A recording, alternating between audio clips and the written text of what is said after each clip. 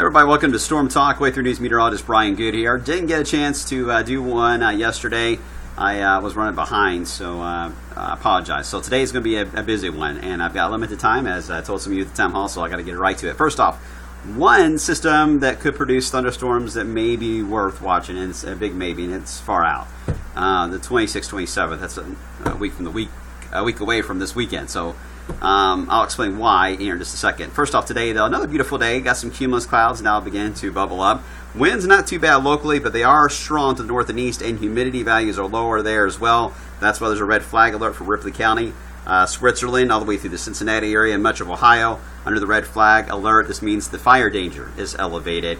Again, mainly north and east, a threat for that. Limit any outdoor burning until the sun goes down. Those winds begin to relax. But again, not bad. 63 here. Got 63 in Litchfield and Hardsburg and E-Town and Lebanon, Campbellsville, Jasper. 63 is a common number. So let's talk about the short term first off. It's going to be chilly tonight, some 30s around wave country. And then tomorrow, we'll have a mix of sun and clouds. Clouds do increase those day wears on. That may shave a few numbers off of our highs for Friday compared to today. And then we get into Saturday morning, showers begin to break out, and then off and on showers, maybe a hint of sun, but you notice the temperatures overall on Saturday much cooler than they have been as of late, and that's going to lead us right into the weekend discussion here. Here's the latest map, thanks to our friends here from Weatherbell Analytics. You can see here on Saturday morning, wave passing to our south. It's a southern low. If this was January, hello, snowstorm for Kentucky, but it is March.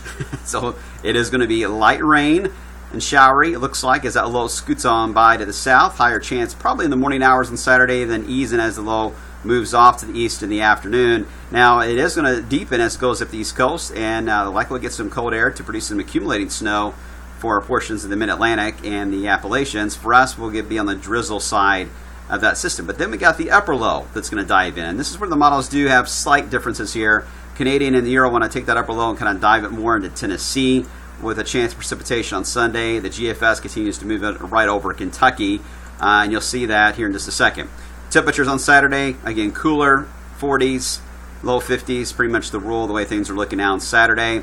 As we head into Sunday morning, though, that's when that upper low begins to dive in. Again, the GFS has been consistent on bringing over Kentucky, other miles to the south. Either way, temperature profiles are colder, just enough to where we've got to still mention that chance for a little bit of snow to get mixed in to the equation here. You see the freezing line scattered about, temperatures around 35, 32 to 35 common temperature with some of that potential snow in the area. Now look at the NAM sounding. Here's your freezing line, and you can see the red line is the temperature line. We're just above it, right at 30, I would say 33 degrees according to the sounding as we head into early on Sunday morning. We are saturated at the snow growth zone. It's iffy, but it is there, and it's giving us a burst of snow, according to this. Now you're thinking, oh, yay, snow. In fact, when you look at the potential for accumulations, the NAM soundings here on Buffett says about a half inch, potentially on Sunday.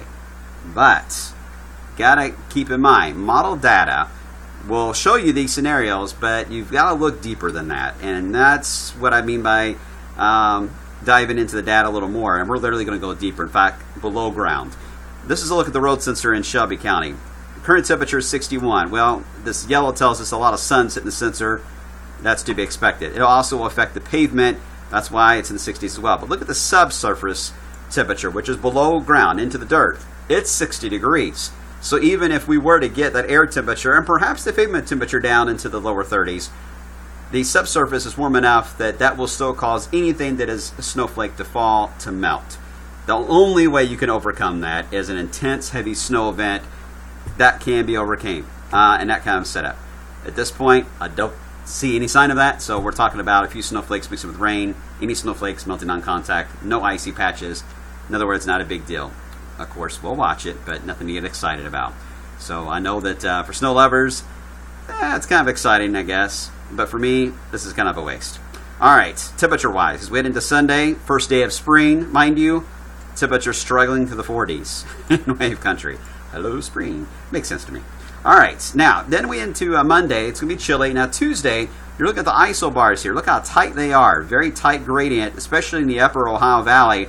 That's a good sign for wind when you see isobars that close together versus down here closer to the high pressure, they're much more spread out. The black lines got spaces, so lighter winds. But when they're close together, gradient is tight. That means strong winds. The potential is there, if the GFS is right, for some wind advisories to be issued in the Ohio Valley and maybe even southern Indiana. Don't know about Kentucky yet, but we could see some wind advisories Tuesday. And the reason why, it's a warm wind. A big jump in temperature is expected, well into the 50s, perhaps even into the 60s. Here's a wider view. You can see the reason why is deep low pressure in the Great Lakes, strong high in the Atlantic. We're in between, and we're getting the squeeze play here with that strong south flow warming up. Now, when you look at the other models, like the Canadian, it's not as aggressive for that low in the Great Lakes. In fact, it's got the center of the high a little more over Florida. The low, it's a decent low, but nothing like the GFS. So the gradient is there, a little breezy, but not to wind advisory criteria for Tuesday. When you look at the Euro, this is last night's. The new Euro's coming in, so I'm not able to display it yet. The last night's run of the Euro does show a pretty good gradient. The high is about where the Canadian was, but is a stronger high, and even a stronger high even further out in the Atlantic. But the low is deep enough here that the gradient is pretty stout. So it does look to be windy. If you look at the GFS and Euro combination here and look at the Canadian as an outsider, I would say windy and warmer on Tuesday. And with warm air moving in, the dew points are going to go up. Not so much Tuesday, but probably Wednesday of next week. We may see dew points rise enough that we could squeeze out a few rain showers. Otherwise, very dry air as we head into next Tuesday, which means big temperature differences. Very warm in the day in the 60s and probably some upper 30s over 40s at night with that kind of a setup. All right, then we get into next Friday, which is the item on the monitoring board. This is the GFS today, 981 low over Evansville, Indiana. Woo, now that's an intense low. It's almost right over us. That typically would mean heavy rain event and then severe weather probably to the south. My skepticism is in several factors here with this. One, yes, this is a deep low pressure, but it's awful close to the idea of Tuesday being dry, by the way, as I mentioned, and we start to moisten up Wednesday. So by the time this gets here on Friday, we don't have a huge window here of a south wind off the Gulf of Mexico to really pump in a lot of moisture to make this to be a big event when it comes to either heavy rain and or severe weather. All right, so overall, this looks to be a big wind maker, some showers, thunderstorms. It looks impressive on the GFS, but GFS usually does when you look far out. And another flaw is this is the current run of the GFS. Look at the last run that came in this morning. Not even close to what it's showing this afternoon. So GFS has got some issues. The Canadian, further to the south, I mean, 998 is not nothing to sneeze at. I mean, it's a decent low, but over Tennessee, which would be a more heavy rain event, maybe ending as a few snowflakes. I wouldn't rule it out if you look at the Canadian. And then we look at the last night's Euro, which is probably a little more realistic, but notice it does match the GFS a little more on the position of the low, almost identical, and a fairly deep low in a windy system. By the looks of this, though, I think it would be a thunderstorm threat. I would say southern Kentucky into Georgia especially. We would get some rain and some backlash showers. Don't know if it would be a rain to snow kind of a deal, but even if it was, that would be just like we're talking about this weekend, just flakes only. So either way, there is going to be a potential for a significant system, low pressure here, next Friday, a week from tomorrow, into that weekend. We just got to figure out how much of a system it's going to be, how the timing on that, how much moisture it's going to have, is there going to be any instability, and how much cold air potentially could be on the backside. I can't answer those questions. It's too far out. That's why it's on the monitoring board. It's just a system that we're monitoring, and we'll discuss it as we get closer. In the short term, though, we will keep an eye on these scattered rain showers this weekend. I will say there could be a little sun this weekend, but I think this is going to be a weekend that is going to be one of our nastier ones. Even though it's not going to rain the entire time, it's just going to be chilly at times, maybe a few snowflakes and cloudy, a little breezy. Yeah, not the best. But we are at least switching the calendar over to spring, so hopefully that'll cheer you up, even if it is cloudy and chilly on Sunday. All right, we'll see you today beginning on Wave 3 News at 5 o'clock. Have a good day.